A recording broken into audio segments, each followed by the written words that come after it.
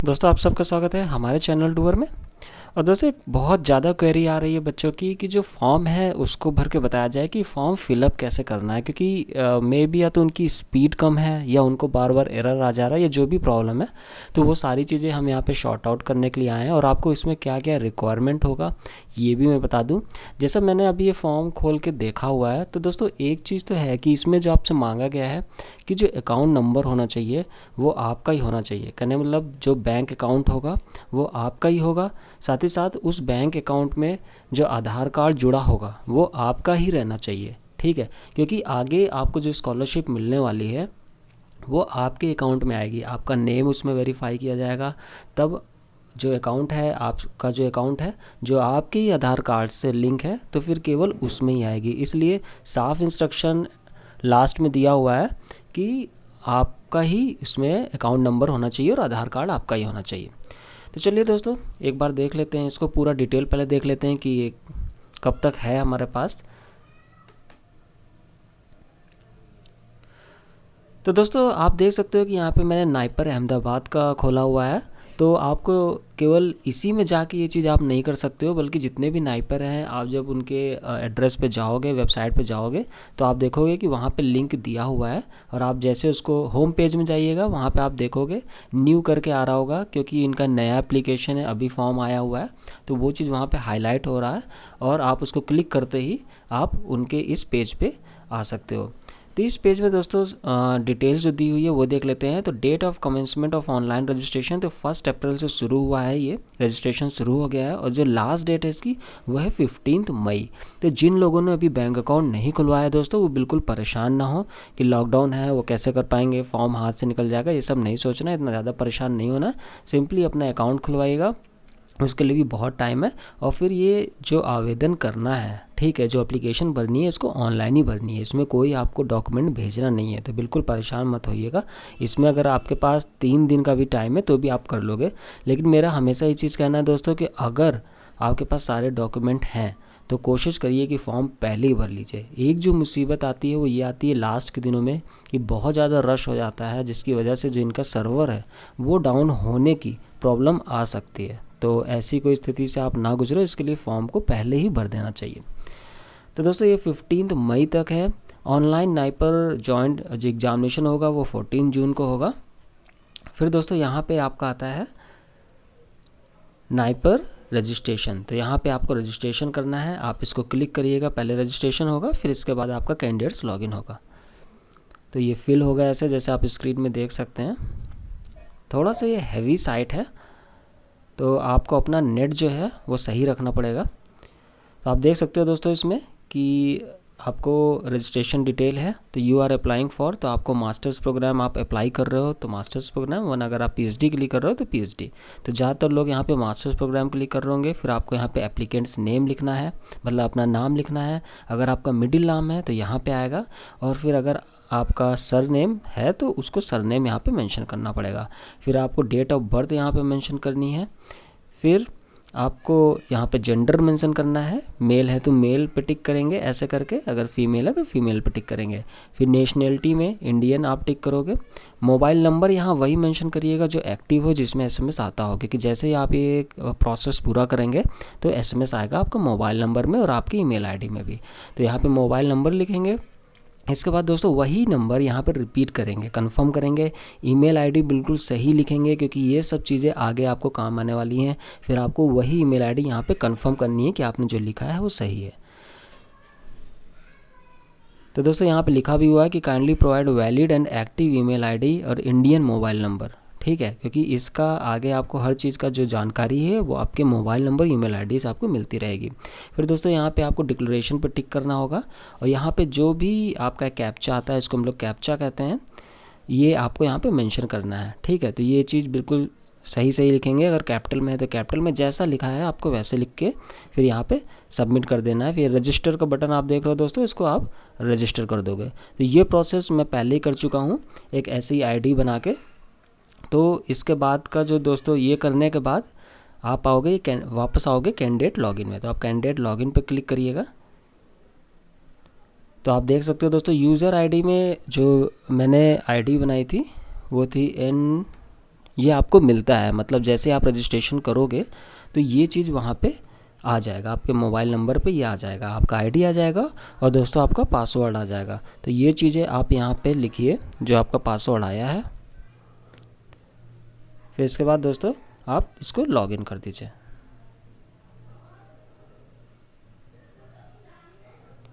तो दोस्तों लॉगिन करने के बाद आप देख सकते हो यहाँ पे आपकी डिटेल आ जाएगी। जैसे कि मैंने यहाँ पे एक ऐसे ही फेक नेम लिखा हुआ है, तो आपको वहाँ बिल्कुल सही नेम लिखना है, सर नेम, मिडिल नेम और प्रॉपर नेम। तो स्पेलिंग आप चेक कर लीजिएगा कि इसमें कोई गलती ना हो, क्योंकि आगे फिर काउंसलिंग में बहुत सी दिक्कतें आती हैं। बार बार फिर स्टूडेंट यही कहते हैं कि सर मैंने उस समय ध्यान नहीं दिया था, अब मैं ध्यान दे रही हूँ, मेरा सिलेक्शन भी हो गया है, अब मैं क्या करूँ। तो दोस्तों इस तरह में कई बार बच्चे जो मेहनती होते हैं, जिनके अंदर काबिलियत होती है, वो भी डिसबार हो जाते हैं या उन्हें मेंटली हैरेसमेंट से गुजरना पड़ता है। तो इसलिए दोस्तों अभी प्रॉपर ध्यान दे दिया करिए। छोटी छोटी चीज़ें हैं लेकिन मुझे पता है कि आपसे गलतियां कहाँ होती है। तो दोस्तों इस तरह करने के बाद आपको सिंपली क्या करना है, ये आपका डिटेल आ गया, आप डिटेल चेक कर लीजिए। फिर आप जाएंगे ऊपर, देखिए गो टू एप्लीकेशन लिखा है, इस गो टू एप्लीकेशन को क्लिक करिए।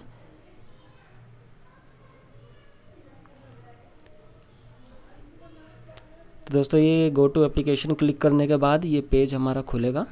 ये यहाँ पे बार बार इसलिए इंस्ट्रक्शन आ जा रहा है कि आपको ये जो एप्लीकेशन है किस में आप भर सकते हो। तो इंटरनेट एक्सप्लोरर वर्जन 11 होना चाहिए, मोजिला फायरफॉक्स वर्जन 50 to 62 होना चाहिए, गूगल क्रोम आपका वर्जन 50 to 69 होना चाहिए। ठीक है, मतलब ये वर्जन होना चाहिए। अगर आप इसके अतिरिक्त कोई और वर्जन में यूज़ कर रहे हैं तो उसकी वजह से भी आपको वहाँ पर एरर आ सकता है। और एरर कैसे आता है दोस्तों, कि जैसे मैं दिखा देता हूँ, यहाँ पे एक टैब है, आप इस टैब को भर रहे हो, इस टैब को भर रहे हो, लेकिन आप जब नीचे जा रहे हो तो सारी चीज़ें वहाँ पे नहीं दिखा रहा, उसमें नहीं भर सकते हो। तो ऐसे करके एरर आएगा अगर आपने अपना जो ब्राउज़र है वो जो अभी स्पेसिफिकेशन दिया था उसके अतिरिक्त किसी और ब्राउज़र में आप ओपन कर रहे हो। तो ये चीज़ भी ध्यान रखिएगा, इसकी वजह से भी एरर आती है। तो दोस्तों यहाँ पे पर्सनल डिटेल दिख रही है, तो पर्सनल डिटेल आपकी भरी है क्योंकि आपने रजिस्ट्रेशन के समय नाम लिखा हुआ है। यहाँ पे आप फादर्स नेम मेंशन करेंगे, फिर मदर्स नेम, फिर दोस्तों यहाँ पे कैटेगरी, जो भी कैटेगरी है आपकी, जनरल, SC ST जो भी है, जैसे आपने ये चीज़ यहाँ पे सेलेक्ट की। डेट ऑफ बर्थ आपने रजिस्ट्रेशन के समय पहले किया था तो यहाँ पे पहले से मेंशन आ रही है। फिर दोस्तों यहाँ पे आपका जेंडर आ गया, फिर आपका मैरिटल स्टेटस में आपको लिखना है मैरिड, अनमैरिड, फिर दोस्तों मोबाइल नंबर, फिर इसके बाद ईमेल आईडी आपको यहाँ पे मेंशन करनी है। और ये चीज़ें आपकी सही होनी चाहिए। ये चीज़ें मैंने ऐसे ही यहाँ पे मेंशन की है, लेकिन आपकी जो चीज़ें होनी चाहिए वो बिल्कुल सही होनी चाहिए, क्योंकि दोस्तों हो सकता है कि आगे ऐसे भी SMS इसमें आए जो आपके जो फेलोशिप है उसमें भी काम आ सकता है। तो इसलिए मैं बार बार कह रहा हूँ, आपका ईमेल आईडी और मोबाइल नंबर हमेशा करेक्ट होना चाहिए। फिर दोस्तों यहाँ पे आप अपना करस्पॉन्डेंस एड्रेस, मतलब जहाँ पे भी आप रह रहे हैं, मतलब जहाँ पे भी आपको जो एडमिट कार्ड है उसका लेटर मिल सके, उसको कहते हैं करस्पॉन्डेंस। अब ऐसा ना हो कि आप अगर दिल्ली में रह रहे हैं तो आप घर का एड्रेस डाल दो, क्योंकि जो आपको एडमिट कार्ड पहुँचेगा वो वहाँ पे पहुँचेगा, फिर उसको आपको लेने जाना पड़ेगा। तो इसलिए करस्पॉन्डेंस एड्रेस होता है कि आप जहाँ पे भी रह रहे हो उसको यहाँ मेंशन कर दीजिए। ठीक है, तो करस्पॉन्डेंस एड्रेस आप मेंशन कर दीजिए। अगर आपका परमानेंट एड्रेस, मतलब आप जहाँ रह रहे हो, ठीक है, आप अपने ही घर पे रह रहे हो, वहीं से पढ़ाई कर रहे हो या जो भी है, तो आप फिर यहाँ पर टिक कर दीजिए कि हाँ मेरा परमानेंट एड्रेस सेम है जैसे मैंने ऊपर करस्पॉन्डेंस एड्रेस में दर्शाया है। ठीक है, अगर नहीं है तो यहाँ नो करके यहाँ परमानेंट एड्रेस मतलब सही घर का पता आप डाल दीजिए। ठीक है, क्योंकि बाद में बहुत सी चीज़ें होती हैं जो बेनिफिट मिलने होते हैं, वो सारी चीज़ें आपके परमानेंट एड्रेस पर डिपेंड करता है। फिर दोस्तों बैंक डिटेल्स, तो बैंक डिटेल्स में एक चीज़ ध्यान रखिएगा कि आपको आधार नंबर और बैंक अकाउंट डिटेल जो है वो, जैसा कि मैंने आपको बताया, यही चीज़ पढ़ के मैंने आपको बताया था, यहाँ देखिए साफ लिखा हुआ है, Aadhaar number and bank account detail should be of candidate only. केवल कैंडिडेट का होना चाहिए, पापा का भी नहीं होना चाहिए, मम्मी का भी नहीं होना चाहिए, मतलब वो चीज़ आपका ही होना चाहिए। ठीक है, this detail would be use for post selection process fellowship credit purpose. यहाँ साफ साफ लिखा है कि सिलेक्शन के बाद ये सारी चीज़ें आपके काम में आएंगी। जो आपका फेलोशिप आएगा वो केवल और केवल इसी अकाउंट में आएगा। और अगर ये देखा जाएगा कि आपका अकाउंट नंबर आपके नेम से नहीं मैच कर रहा है तो आपको फिर फेलोशिप वहाँ पर रुक जाएगी। ठीक है, तो ध्यान दीजिएगा, यहाँ पे Aadhaar number, bank number, IFSC code जो बैंक नेम का है और अकाउंट नंबर यहाँ पे आप डालेंगे। फिर यहाँ पे दोस्तों आपको लास्ट में प्रेफरेंस ऑफ सिटी भी डालना है, मतलब कौन से सिटी में आप एग्जामिनेशन देना चाहते हो। यहाँ पे 3 सिटी पूछी गई है, लेकिन यहाँ पे साफ कह दिया गया दोस्तों कि ये केवल आपसे पूछा जा रहा है, लेकिन कौन सी सिटी में आप एक्चुअली एग्ज़ाम दोगे, ये पूरे का पूरा इसका राइट जो है वो नाइपर को यहाँ पे डिपेंड करता है, ठीक है। तो नाइपर ही बताएगा आपको कि किस सिटी में ऐसा होना है। तो यहाँ पे फिर आप सेव एंड कंटिन्यू करेंगे। तो दोस्तों यहाँ पे जो ये सेकंड चीज़ है वो यहाँ पे ओपन हो जाएगी, जिसमें आएगा आपका क्वालिफ़िकेशन डिटेल। तो क्वालिफ़िकेशन डिटेल में दोस्तों यहाँ आपको मेंशन करना पड़ेगा कि किस कोर्स के लिए आप अप्लाई कर रहे हो। जैसे MS फार्म, M फार्म और M टेक के लिए इस पर क्लिक करिए। MS form, M tech form, M pharma and MBA इसके लिए तो इस पर क्लिक करिए। तो मान लीजिए आप इसको करना चाहते हैं तो इसको क्लिक कर दीजिए। फिर आएगा एलिजिबिलिटी क्राइटेरिया कि आपने किस चीज़ से ग्रेजुएशन किया है। तो आपने मानिए बी फार्मा आपने किया है, बी फार्मा यहाँ पे मेंशन कर दिया। फिर इसके बाद स्टेटस ऑफ क्वालिफाइंग डिग्री कि आप अभी 4th ईयर में अपीयर होने वाले हैं, ठीक है। मतलब आप अपीयर होने वाले हैं या आपने जो डिग्री है उसको कंप्लीट कर लिया है। तो ये चीज़ यहाँ पे आप कर सकते हैं। अगर आपने कंप्लीट कर लिया तो कंप्लीट लिख दीजिए, अगर अप्लाइंग लिए तो अप्लाइंग कर दीजिए। फिर दोस्तों आपको यहाँ पे परसेंटेज लिखना है कि आपका कितना परसेंटेज है। मानो आप परसेंटेज टिक करोगे तो यहाँ पे ये चीज़ खुल जाएगा, जिसमें आपको परसेंटेज मेंशन करना है कि होल ईयर की परसेंटेज कितनी है। अगर CGPA है तो यहाँ CGPA खुल जाएगा, आपको CGPA मेंशन करना है। CGPA कैसे निकालना है दोस्तों, मैं पहले वीडियो में बता चुका हूँ। अगर जिसको ज़्यादा दिक्कत हो तो फिर से मुझसे पूछ सकते हैं। व्हाट्सएप नंबर आपको पता ही होगा 9953703693। फिर दोस्तों यहाँ पे आपने क्या क्वालिफाई किया है, क्योंकि क्वालिफाइड बच्चे ही नाइपर दे सकते हैं। तो आपने GPAT किया है तो आप यहाँ GPAT मेंशन कर देंगे। फिर दोस्तों यहाँ पे क्या रैंक आई है ये सब मेंशन कर दीजिए। कॉलेज का नेम क्या था जहाँ से आपने किया हुआ है। फिर दोस्तों यहाँ पे college address and qualifying degree, university सब मेंशन करके आप सेव एंड कंटिन्यू कर दीजिए। फिर दोस्तों आपका थर्ड पार्ट यहाँ खुल जाएगा, वो है डॉक्यूमेंट अपलोड। तो डॉक्यूमेंट में कुछ चीज़ें आपको ध्यान देनी है। यहाँ पे आपको अपना फ़ोटो और सिग्नेचर अपलोड करना है। फ़ोटो को आप यहाँ पे अपलोड करेंगे वो 300 KB से ज़्यादा नहीं होनी चाहिए। इसी तरह जो आपका सिग्नेचर है वो भी 300 KB से ज़्यादा नहीं होना चाहिए। फिर आपको जो GPAT आपने क्वालिफाई किया है उसका स्कैंड कॉपी यहाँ पे अपलोड करना है 300 KB, वो भी उससे ज़्यादा नहीं, कम चल जाएगा लेकिन उससे ज़्यादा नहीं। फिर दोस्तों आपको क्वालिफाइंग डिग्री के मार्कशीट जो भी हैं वो आपको अपलोड करने हैं, 300 KB के ही अंदर रहेंगे वो भी। फिर दोस्तों आपको यहाँ पे फ़ीस आ जाएगा। जैसे ही आप पीछे आपने एक टैब में देखा, आपके कैटेगरी के अकॉर्डिंग यहाँ पे फ़ीस मेंशन होके आ जाएगी। फिर दोस्तों आपको ये तीनों को ही टिक कर देना है कि आपने हाँ पढ़ लिया है। यहाँ पे लिखा हुआ है I hereby declare the information furnished by me in the application is correct and nothing has been concealed. मतलब कोई भी यहाँ पे इन्फॉर्मेशन आपके द्वारा छुपाई नहीं गई है। In case any information furnished by me is found to be incorrect my candidate registration admission may be cancelled या टर्मिनेटेड।